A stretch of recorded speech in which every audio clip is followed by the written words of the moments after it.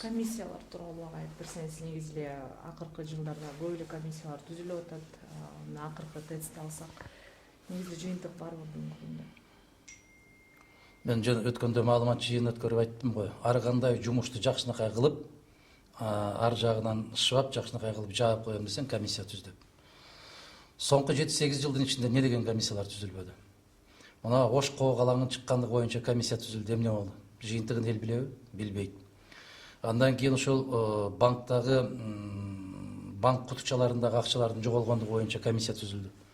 Жыйынтыгын эл билеби? Билбейт. Учактын кулашы боюнча Дача суу айылында комиссия түзүлдү. Бирдеме чыктыбы? Чыккан жок. Ал чыкмак турсун 110 миллион сом ашык эл тарабынан, элдин демилгеси менен жыйналган акча кандай сарпталды, ал боюнча дагы маалымат жок.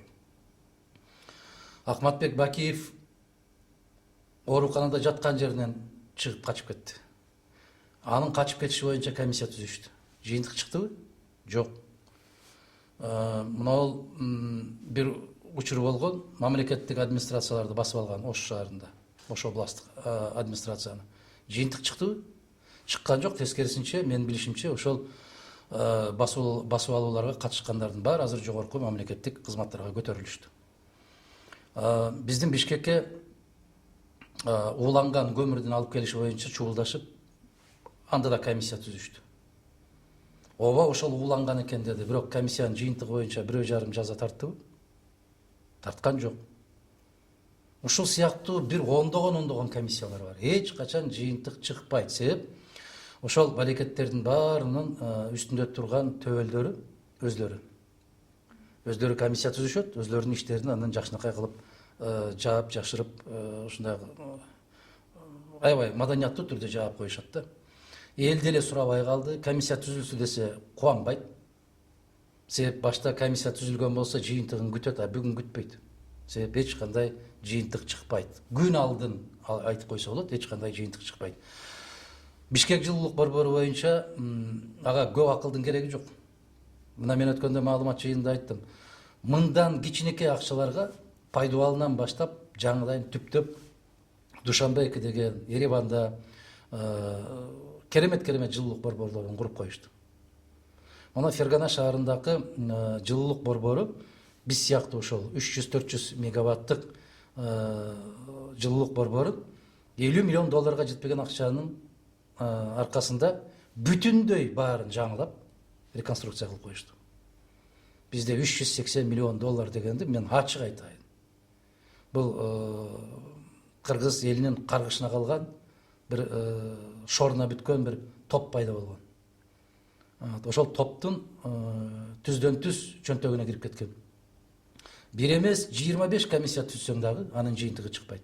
Себеп ошол комиссия түзөбүз деп отургандардын төбөсүндө ошол $386 миллион кабарын да билген, кайда кеткенин да билген азаматтар отурушат. Андыктан комиссия түзүлдү, анын жыйынтыгы чыгат деп күтүп отуруунун кажети жок.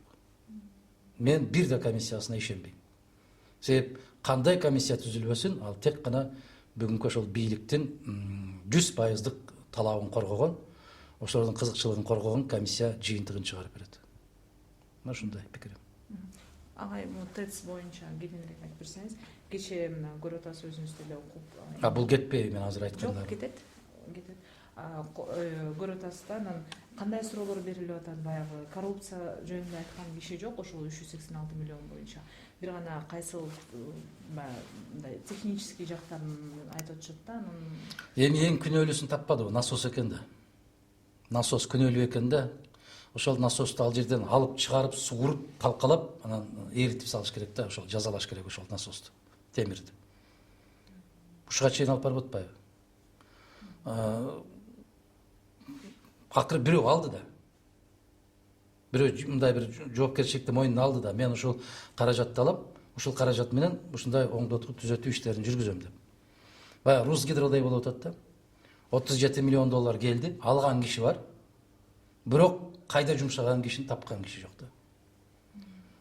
Ошол сыяктуу эле бул Бишкек жылуулук борборунун чыр чатактары булар турганда бүтпөйт.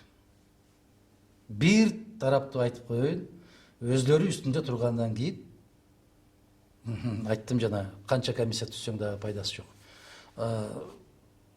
Ушул абдан таң калыштуу. Биз интеллигентпиз, биз сабаттуубуз деген улут катары электр тармагында, ошо жылуулук тармактарында иштеген не деген адистер бар, ошолор дагы бир үн катпаганына таң калам мен. Себеп баары калтырап, титиреп, сууктан калтырап аткан жок баары.